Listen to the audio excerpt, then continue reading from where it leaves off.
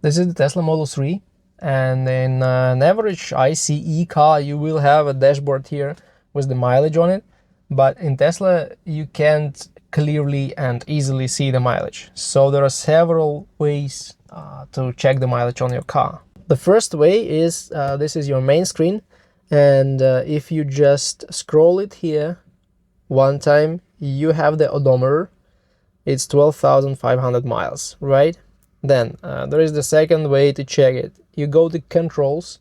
This is the controls menu, and then you go to software. And in software, after the name of your Tesla, it's Model 3, you also have the mileage before the VIN.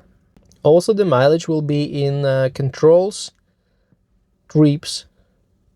You will have the mileage here, the distance traveled in different trips, and odometer, 12,500 miles. The fourth place is the application. In the mobile application, just scroll down, and in the bottom part of the main screen you will see the odometer.